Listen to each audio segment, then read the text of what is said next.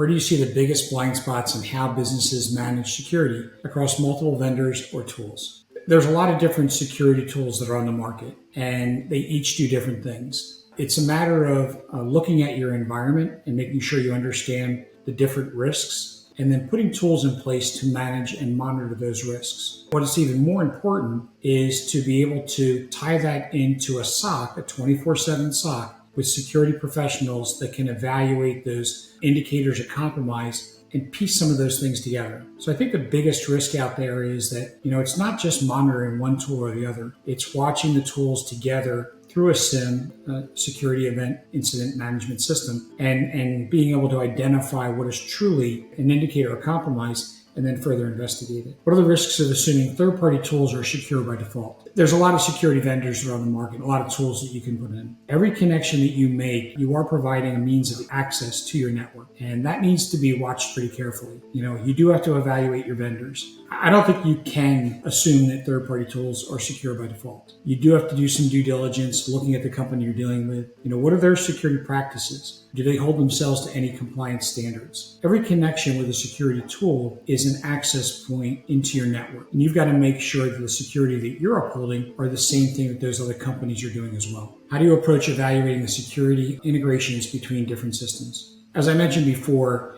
you need to have a SOC, a security operations center, a 24/7 business that specializes in security to evaluate all the events, all the logs that are reported by the different softwares. It's that human review or AI review that helps piece these things together. I think another important component is, who is your IT department, whether it's internal or MSP? How prepared are they to respond to these events? How prepared are they to evaluate indicators of compromise to help you determine whether action should be taken or not? There's a lot to cybersecurity, and too many businesses put their trust into certain programs and not have anyone watching them, and that puts themselves at extreme risk. It's one area in a vendor relationship that often gets overlooked in security reviews. One area in the vendor relationship I think you really need to look at is, what is the response like? And I'm not talking about Monday through Friday, 8 to 5 p.m., but 7 p.m. on a Friday before a holiday. Do they have the staffing? Do they have the security response team that they can bring in the resources to make good judgments and then pass those on to your IT department or MSP? The MSP then needs to take those and help you evaluate them. But looking at the staffing of your SOC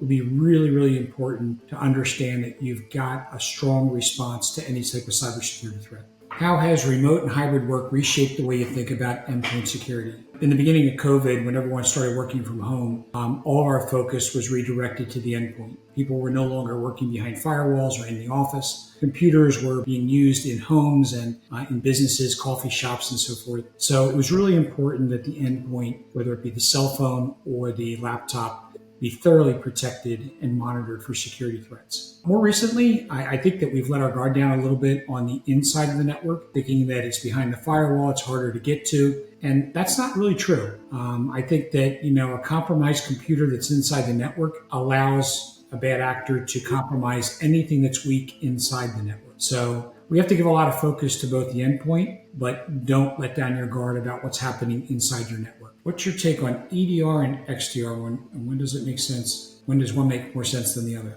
EDR, XDR, they're terms. EDR is endpoint detection and response. That's looking for malware on your computer. It's looking for ransomware kicking off, a very important part. It's no less or more important than XDR. XDR is extended detection and response. And what that means is that you're looking at more. You're looking at your ties to Microsoft 365, Azure, or AWS, Google Workspace.